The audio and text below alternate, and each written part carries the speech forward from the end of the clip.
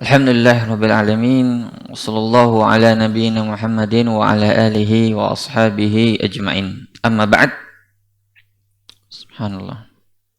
Alhamdulillah, ini pertemuan yang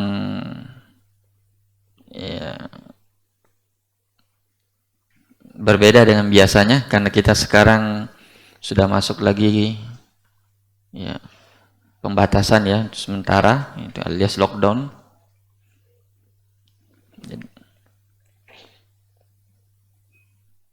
Ya.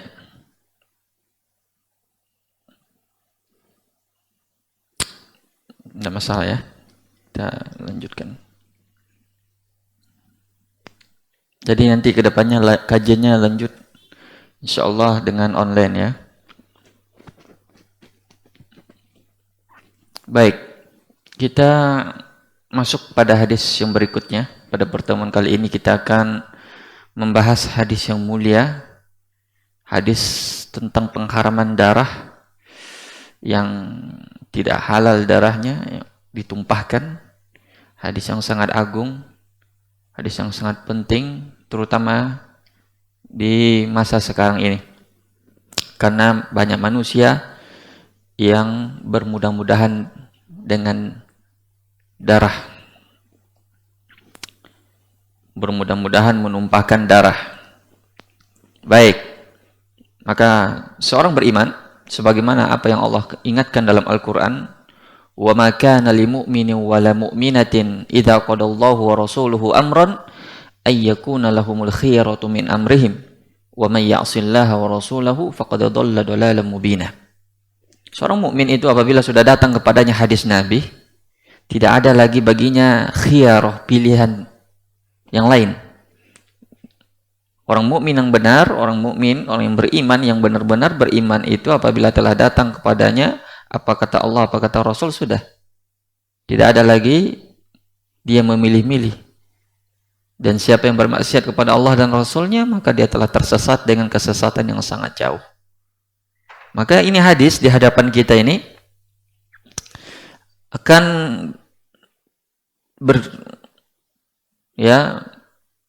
membahas tentang beberapa hal pokok di dalam agama kita. Hadis ini dari sahabat yang mulia Abdullah bin Mas'ud. Ani bin Mas'udin radhiyallahu taala anhu qala Rasulullah sallallahu alaihi wasallam la yahilu damu imri'in muslim illa bi ihda thalath. Tidak halal darah seorang muslim illa bi ihda thalath, kecuali satu di antara tiga hal.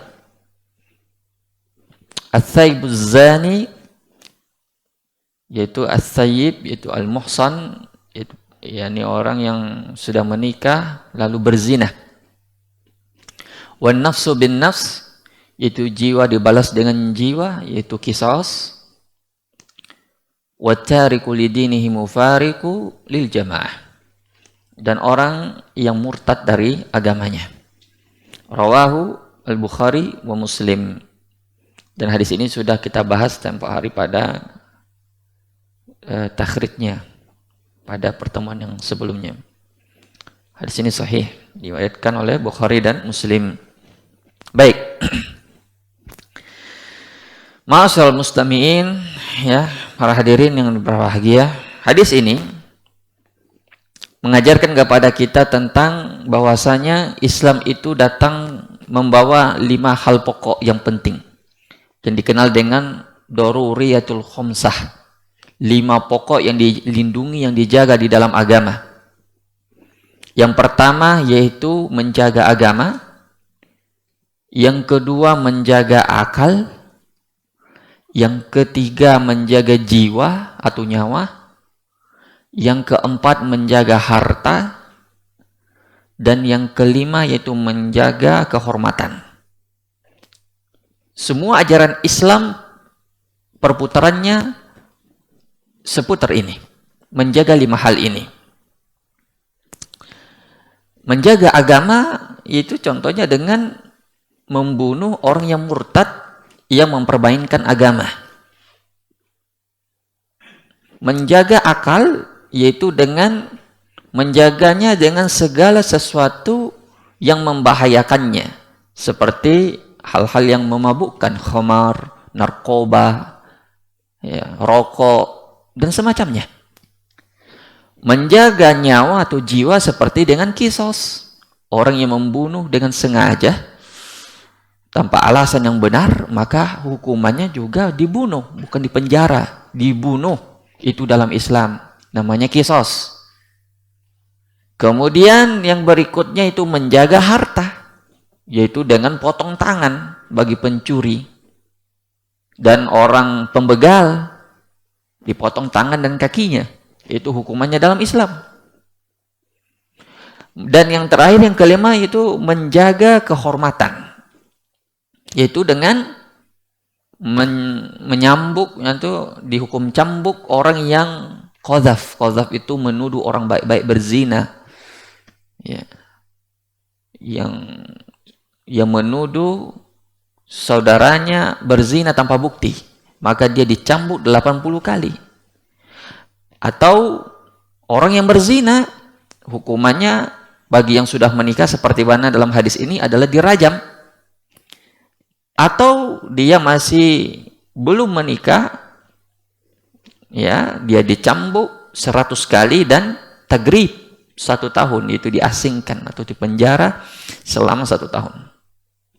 Inilah bentuk penjagaan agama terhadap 5 hal pokok ini. Baik. Maka 5 hal ini Islam datang untuk menjaganya. Cuma agama Islamlah satu-satunya agama yang memperhatikan 5 hal pokok ini. Maka semua hal-hal yang merusak, yang berkaitan dengan 5 pokok ini, selalu dilindungi oleh Islam. Makanya dalam hadis ini, la yahillu damu mri'in muslim. Tidak halal darah seorang muslim. Para ulama menjelaskan bahwa hadis ini tidak hanya berlaku bagi penghalalan darah ini, tidak hanya berlaku bagi seorang muslim saja. Artinya seseorang yang terjaga darahnya di dalam Islam itu ada 4. 3 orang kafir, bayangkan, dan 1-nya muslim. Yang pertama muslim, jelas muslim, yang mengatakan la ilaha illallah Muhammad Rasulullah, yang mendirikan sholat dan seterusnya. Orang muslim. Itu dijaga darahnya. Yang kedua adalah kafir zimmi. Yang ketiga itu kafir mu'ahad. Dan yang keempat itu kafir apa? Musta'man. Apa itu kafir mu'ahad? Kafir mu'ahad itu berasal kalimat ahad, yaitu kafir yang memiliki perjanjian dengan kaum muslimin. Seperti yang terjadi antara Nabi dan orang kafir Quraisy pada perjanjian Hudaybiyah. Kemudian kafir zimmi, yaitu orang yang hidup bersama kaum muslimin di dalam negara Islam, mereka membayar jizyah, berdampingan hidupnya, baik itu agama agama Kristen, agama Yahudi, dan yang lainnya. Mereka hidup berdampingan, tapi membayar jizyah, sebagaimana orang-orang Yahudi hidup di Madinah bersama Nabi. Kemudian kafir musta'man, siapa mereka? Yaitu kafir yang mendapat jaminan keamanan dari negara. Seperti misalnya disebutkan oleh para ulama, orang yang diberi visa misalnya untuk masuk ke dalam negara kita untuk berdagang, atau seperti dubas misalnya dari negara kafir, maka tidak boleh diganggu. Maka mereka dilindungi, tidak boleh ditumpahkan dan tidak halal darahnya. Ini pernah ya kejadian yang antum semua sudah pernah ketahui, bahwa pernah ada dubas, misalnya dubas Rusia ditembak oleh orang masyarakat dengan keyakinan bahwa dia boleh dibunuh. Ini kebodohan. Justru sebaliknya, Nabi SAW mengancam, man qatala mu'ahadan lam yaruh raihatul jannah. Orang yang membunuh kafir mu'ahad, maka mereka tidak mencium bau surga. Jadi tidak semua orang kafir itu boleh dibunuh. Hanya satu saja yang boleh diperangi, yaitu kafir harbi. Dan itu pun dengan syarat-syaratnya. Maka Islam sangat sensitif dan sangat menjaga persoalan darah, tidak serampangan.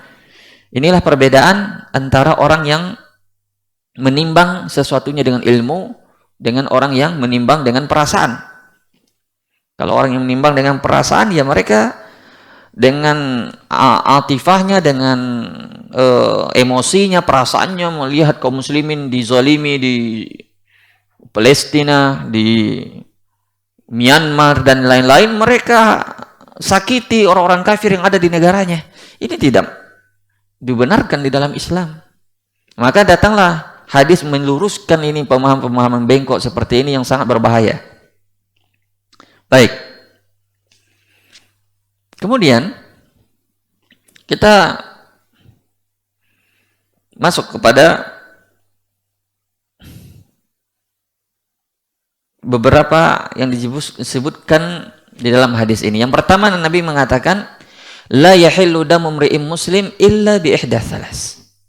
Jadi semua hukum asal dari darah seorang muslim itu adalah haram. Dan diberi pengecualian, kecuali 3 hal. Yang pertama yaitu as-sayyibuz zani, yaitu seorang as-sayyib, yaitu seorang yang telah menikah, muhsan, ya, telah menikah dengan nikah yang sahih, sehingga dia menjadi sayyib atau muhsan dengan pernikahan seperti ini. Maka apabila dia berzina setelah itu, maka dia telah berbuat kerusakan di muka bumi. Karena dia telah merasakan kehormatan, dia sudah mencoba pernikahan. Jadi kalau dia berzina, tidak ada lagi uzur baginya. Tidak ada lagi uzur baginya karena sudah merasakan yang namanya pernikahan dengan nikah yang sahih, yang syar'i. Apabila dia berzina, maka itu menunjukkan kekotorannya. Dan dia menginginkan kerusakan di muka bumi ini. Maka oleh karena itulah dihalalkan darahnya. Dan dia dibunuh dengan cara yang khusus. Yaitu dengan cara apa? Rajam. Dirajam dengan batu sampai mati. Dan ini mutawatir di dalam Al-Quran dan Sunnah. Tidak diragukan tentang hukum rajam tersebut. Walaupun banyak orang liberal yang mengkritik hadis ini hukum rajam, karena kata mereka ini hukum barbar. Na'udzubillah anir riddah. Jadi hukuman bagi pezina ini tidak hanya cukup dibunuh dengan pancung, dengan pedang. Berbeda hukumannya, khusus hukumannya. Ibnu Qayyim pernah menjelaskan hikmah kenapa dirajam. Kata beliau, dan hikmahnya adalah kenapa pezina dirajam, tidak dibunuh saja seperti pembunuh misalnya, dipancung lehernya. Kata beliau, karena orang yang berzina itu merasakan kenikmatan seluruh tubuhnya. Maka cara bunuhnya pun harus setimpal. Dia harus merasakan sakit dulu di sekujur tubuhnya. Itulah pembalasan yang adil dan setimpal di dalam Islam. Jadi harus dirajam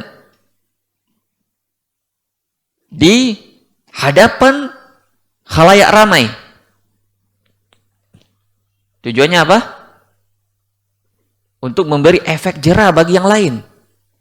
Karena dosa zina ini daya tariknya luar biasa. Coba kita lihat sekarang ini. Ketika zina dibiarkan, orang bebas melakukan zina, palingan cuma di penjara, bahkan ada yang cukup minta maaf juga sudah bebas. Merajalela zina di mana-mana. Karena daya tariknya luar biasa. Tapi dalam Islam, Islam menutup pintu tersebut karena Islam sangat menjaga kehormatan. Dalam Islam harus dirajam di depan khalayak ramai untuk memberi efek jera bagi yang lainnya. Dan ini adalah termasuk keindahan Islam sebenarnya dan penjagaan Islam terhadap kehormatan. Sebagaimana Allah Subhanahu wa taala menjelaskan tentang pentingnya menjaga kemaluan, walladzina hum li furujihim hafizun, yaitu orang-orang yang menjaga kemaluannya. Dan ini juga menjaga keturunan, menjaga nasab, dan juga menjaga masyarakat dari penyakit-penyakit kelamin yang menular seperti HIV/AIDS dan penyakit-penyakit yang lainnya, disebabkan oleh bersenang-senang dengan cara yang haram. Inilah metode Islam dalam menjaga kehormatan dan menjauhkan pemeluknya dari zina. Itu bagi yang sudah menikah. Bagi yang belum menikah, dia dicambuk 100 kali di hadapan umum, lalu setelah itu dia dikurung 1 tahun atau diasingkan selama 1 tahun. Nah, dalam beberapa riwayat hadis ditemukan ada 4 kasus praktek rajam di dalam Islam di masanya Rasulullah SAW yang melibatkan 6 orang di masa Nabi. Mereka itu adalah 2 orang Yahudi, kemudian sahabat Ma'iz bin Malik, kemudian wanita dari suku Al-Ghamidiyah, kemudian ada seorang wanita yang merupakan seorang majikan dengan buruhnya. 6 orang yang merasakan hukuman rajam di masa Nabi. Adapun kasus yang pertama yang menimpa 2 orang Yahudi yang meminta Nabi SAW sebagai kepala negara di Madinah waktu itu untuk menyelesaikan kasusnya berdasarkan ketentuan yang ada di dalam kitab Taurat mereka yang mereka yakini. Kemudian kasus yang kedua, ini hadis ini diriwayatkan oleh Imam Muslim, ada kisah lengkapnya. Cuma waktu kita tidak memungkinkan, ya kita sebutkan saja sekilas. Kemudian yang kedua yang dialami oleh sahabat Ma'iz bin Malik yang mengaku telah berzina dengan seorang budak yang bernama Fatimah. Dia mengakui perbuatannya pada Abu Bakar dan Umar. Lalu Abu Bakar dan Umar menasihati untuk ditutupi saja aibnya dan bertaubat. Ya. Tapi tidak puas dengan solusi keduanya, akhirnya Ma'iz lalu menghadap Nabi. Pertamanya Nabi memalingkan mukanya dari Ma'iz sampai 3 kali dan menyuruhnya pulang untuk bertaubat.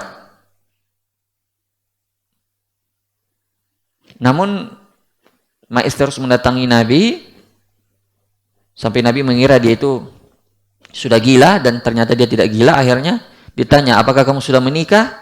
Dia jawab, iya. Kemudian kata Nabi, pergilah kalian bersama orang ini dan rajamlah dia. Kemudian kasus yang ketiga, itu kasus wanita dari Bani Al-Ghamidiyah. Ya, ada seorang wanita datang kepada Nabi, dia mengatakan, ya Rasulullah, aku telah berzina dan aku sudah menikah dan aku hamil dari perzinahan itu, sucikanlah aku dengan hukum yang Allah perintahkan kepadamu dalam Al-Quran. Pertamanya Rasulullah seperti Ma'iz juga menolak. Tapi beberapa kali dia ingin benar-benar sungguh-sungguh ingin disucikan dengan cara dirajam. Akhirnya Nabi bersabda, susui dulu anakmu hingga waktu disapi. Setelah anaknya disapi, dia kembali lagi kepada Nabi, membawa anaknya dan sepotong roti. Wahai Rasulullah, anakku sudah kusapi dan dia sudah bisa makan roti. Lalu Nabi menyerahkan anak tersebut kepada kaum muslimin dan memerintahkan menggali lubang setinggi dadanya. Lalu Nabi SAW memerintahkan untuk merajam wanita tersebut. Kemudian kasus yang keempat yang diceritakan oleh Abu Hurairah dan Zaid ibn Khalid al-Juhani, bahwasanya ada seorang Arab Badui menemui Rasulullah dan berkata, ya Rasulullah, dengan nama Allah aku hanya ingin engkau memberi keputusan kepadaku dengan kitab Allah. Jadi ceritanya dia memiliki anak seorang buruh di rumah majikannya, berzina dengan istri majikannya, dan orang Arab ini, orang Arab Badui ini menebusnya dengan 100 ekor domba dan seorang budak wanita. Dia kira itu sudah cukup menghapuskan dosa zina tersebut. Ini menunjukkan ketakwaan mereka, karena mereka masih takut dengan dosa zina. Sehingga mereka melakukan apapun yang bisa menghapuskan dosa mereka. Lalu dia bertanya kepada seorang alim, orang yang memiliki pengetahuan agama. Dia bilang, bertanyakan itu kepada Rasulullah. Rasulullah bersabda, demi zat yang jiwaku ada di tangannya, bahwa aku akan benar-benar memutuskannya dengan kitabullah, budak wanita dan 100 domba yang engkau berikan itu akan dikembalikan kepadamu, dan anakmu akan dihukum cambuk 100 kali dan diasingkan selama setahun. Adapun wanita tadi, datangkanlah dia, kemudian disuruh dia mengaku atas perbuatannya. Kalau dia mengaku, maka dia akan dirajam. Akhirnya wanita tersebut pun mengaku, dan Nabi pun memerintahkan agar wanita tersebut dirajam. Nah, itu 4 kasus praktek langsung ya, rajam di masa Nabi Shallallahu Alaihi Wasallam. Maka dengan adanya praktek tersebut, orang takut berzina. Bukan tidak ada zina, tapi sangat minimal sekali. Orang sangat takut dengan perbuatan dosa tersebut. Tapi zaman sekarang, kenapa perselingkuhan merajalela? Orang sudah menikah tapi masih selingkuh. Karena itu, karena orang berpikir kalau ketahuan selingkuh tidak ada resikonya. Palingan nanti di akhirat, ya urusan akhirat, urusan nanti. Kebanyakan orang seperti itu. Itu yang terjadi. Na'udzubillah min su'il hal. Inilah penyebabnya, dikarenakan karena hukum Allah ya tidak diterapkan. Baik. Kemudian yang kedua yaitu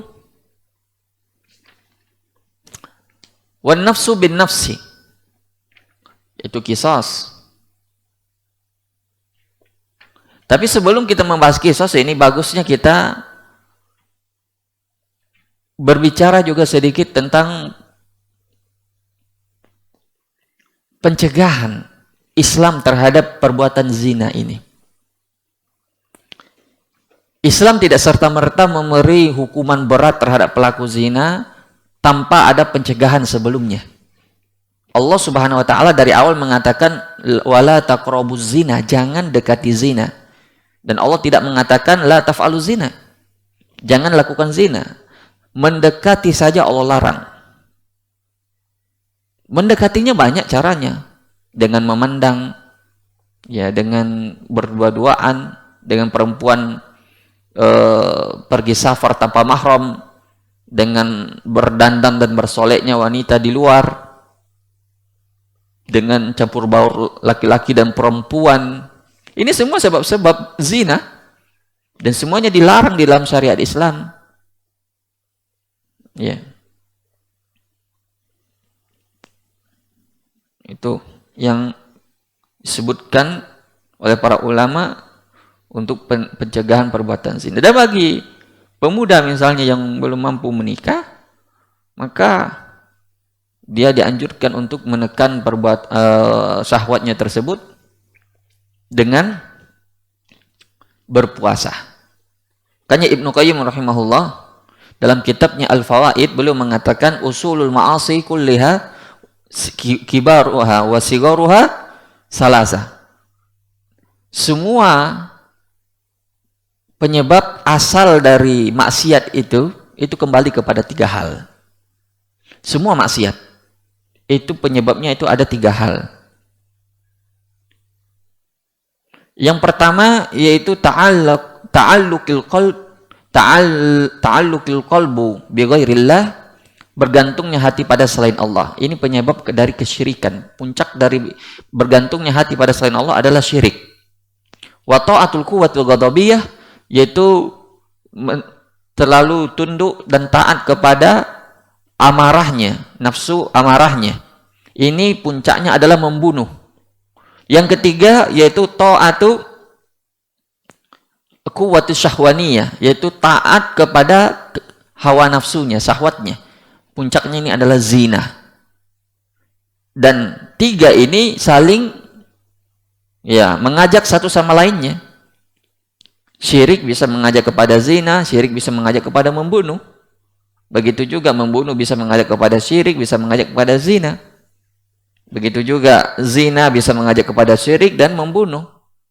Seperti orang yang sudah berlebih keinginannya untuk berzina dan dia tidak bisa melakukan zina tersebut kecuali dengan membunuh misalnya, atau dengan pergi ke dukun, minta pelet, minta sihir untuk menundukkan orang yang ingin dizinahinya. Nauzubillah. Jadi semua itu saling berkaitan kadang satu sama lainnya. Inilah 3 penyebab pokok orang terjerumus kepada perbuatan dosa tersebut. Kemudian yang kedua, wan nafsu bin nafs, yaitu kisos. Kisos. Jadi kisos ini yaitu membunuh orang dengan sengaja, maka dia pun harus dibunuh. Ini ma'ruf. Ya ayyuhalladzina amanu kutiba alaikumul qisasu fil qatla. Diwajibkan atas kalian apa? Qisas dalam perkara pembunuhan. Tapi ada hal yang menarik jamaah sekalian. Ketika Allah mengatakan walakumul qisasu hayatu ya ulil albabi la'allakum tattaqun. Di dalam kisos itu ada kehidupan. Kenapa Allah mengatakan di dalam kisos itu ada kehidupan? Dalam surah Al-Baqarah ayat 179 Allah mengatakan walakumul qisasu hayatu ya ulil albab la'allakum tattaqun. Padahal jelas kalau kisos itu jelas membunuh orang, menghilangkan nyawanya orang. Tapi justru Allah mengatakan di dalamnya ada kehidupan. Siapa yang tahu kira-kira rahasianya ini? Kenapa secara zahir justru yang zahirnya itu adalah menghilangkan nyawa, tapi kata Allah justru itu adalah kehidupan? Jawabannya, wallahu a'lam, sebagaimana disebutkan sebagian ulama tafsir, bahwa jika seorang zalim dibunuh, maka akan menyelamatkan nyawa banyak orang. Jika seorang zalim yang merupakan pembunuh, maka dia akan menyelamatkan nyawa banyak orang. Misalnya ada seorang pembegal, dia bunuh 1 orang, dia mestinya dikisos, bukan dipenjara. Ketika orang pembegal ini dibunuh, hukumannya bukan dipenjara, maka betapa banyak orang terselamatkan dari 1 orang ini. Maka wajarlah kalau Allah mengatakan walakumul qisasu haya kehidupan bagi orang banyak. Makanya apabila kisos ditinggalkan, maka akan banyak terjadi pembunuhan, akan tersebar ketakutan, akan banyak ketakutan di tengah masyarakat. Tapi apabila dibunuh orang yang membunuh ini, pelaku pembunuhan ini, pembunuh yang zalim ini, maka yang lain pada takut. Sebagaimana tadi pelaku rajam bagi pezina, orang yang dirajam bagi pezina, itu semua orang kalau tidak ada hukumannya pengen berzina. Itu panggilan hawa nafsu. Semua orang punya nafsu. Sebagaimana juga membunuh panggilan nafsu, dan semua orang memiliki nafsu. Tapi ketika ada hukuman tegas, yaitu dengan dibunuhnya pembunuh yang zalim ini, maka yang lain pun akan jera. Ya, dia akan berpikir bahwa dia juga akan dibunuh. Adapun peraturan manusia, peraturan-peraturan yang dibuat oleh manusia, dia melarang penerapan kisos ini. Mereka hanya merahmati pelaku pembunuh yang zalim ini. Dan justru mereka melindungi ini pembunuh sebenarnya. Ya, palingan mereka putuskan hukuman seumur hidup. Ya, nanti dapat remisi dan lolos lagi. Ini tidak ada di dalam Islam seperti ini. Di dalam Islam itu cuma 2. Kalau dia tidak dibunuh, kalau tidak dia harus membayar diat jika keluarga korban memaafkan. Cuma itu saja. Dikisahkan, dan ini kisahnya saya kira, ketika kalau tidak salah Malik Faisal yang dibunuh oleh ponakannya sendiri, itu keluarga raja dan tetap dikisos di hadapan orang banyak. Sehingga di Saudi itu berlaku hukum kisos. Dan alhamdulillah selama kami di sana, boleh dikata tingkat kriminalitas di sana itu, terutama pembunuhan, itu sangat jarang didengar. Hampir tidak pernah didengar. Karena diterapkannya syariat kisos di sana. Begitu juga syariat rajam. Jadi di sana tidak ada ceritanya hukuman seumur hidup bagi pembunuh, tidak ada. Dua saja kemungkinan, hukuman mati atau tidak, dia dimaafkan dengan membayar diat 100 ekor onta. Ya. Ya. Kemudian yang terakhir, yaitu at-tariku lidinihi mufariku lil jamaah, yaitu orang yang murtad dari agamanya. Sebenarnya di sini ini ada dua pendapat ulama tentang pembagian ini, karena di sini dilihat at-tariku lidinihi, yaitu orang yang meninggalkan agamanya, al-mufarik lil jamaah, yang menyelisih atau keluar dari jamaah. Jadi kalau kita jadikan ini sifat dari at-tariku lil jamaah, jadi satu sifat, itu orang murtad, otomatis dia keluar dari jamaah kaum muslimin. Tapi ada juga yang memisahkan, yaitu at-tariku lidinihi, yaitu orang yang murtad, al-mufariqu lil jamaah, yaitu orang yang keluar dari jamaah kaum muslimin, seperti khawarij. Kelompok khawarij yang keluar dari jamaah kaum muslimin, yang mengkafirkan kaum muslimin, yang memberontak kepada pemerintah kaum muslimin dan seterusnya. Tapi yang pertama lebih afdol, karena Nabi menyebutkan cuma berapa sifat? 3 saja.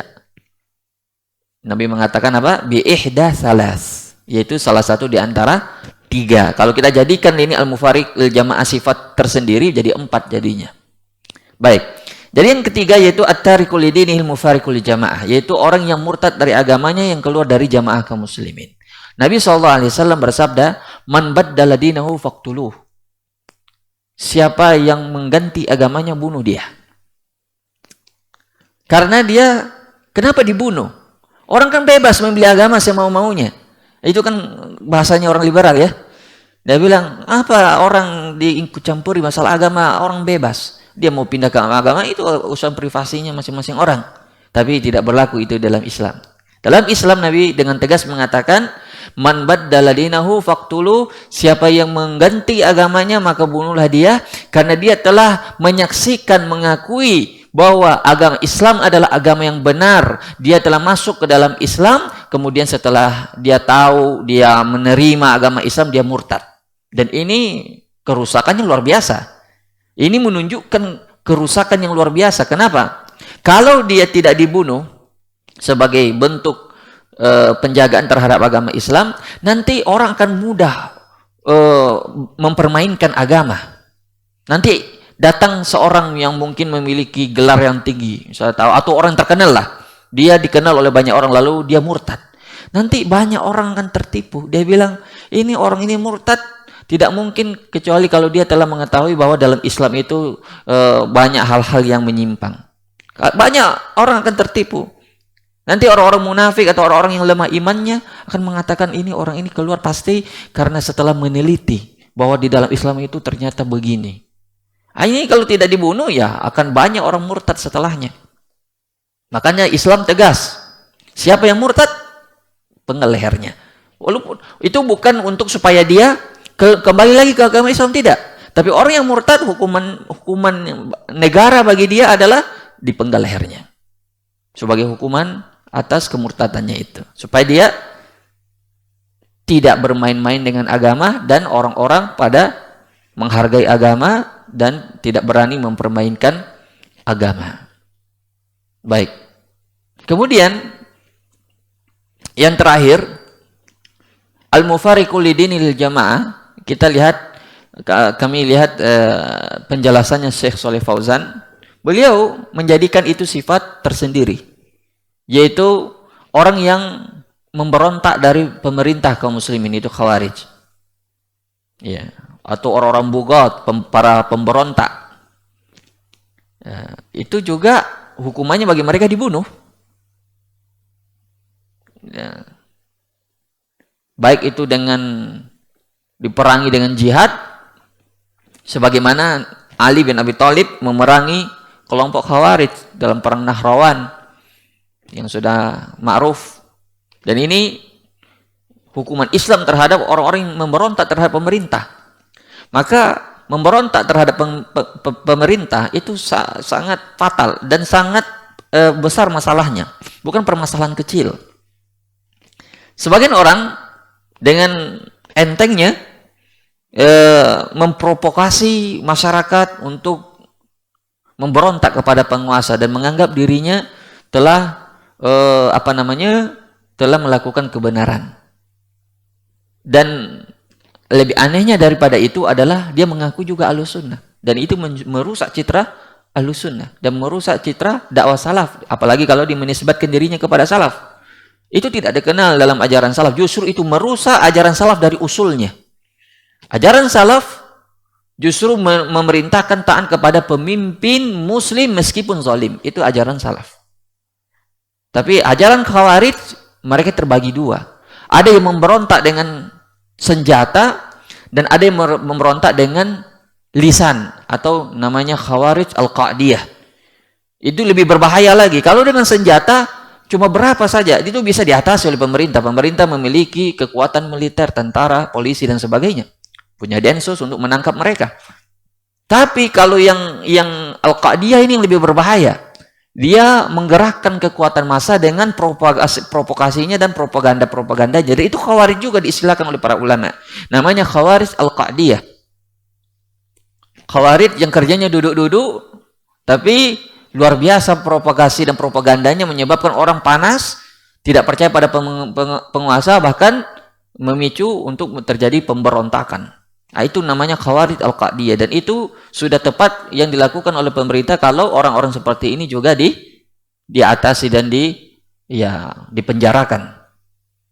Dan itu di Saudi seperti itu. Jadi banyak isu-isu miring di sana bahwa raja atau kerajaan memelihara ulama, memenjara ulama dipenjarakan. Sebenarnya bukan ulama yang dipenjarakan, tidak ada ulama satupun dipenjarakan.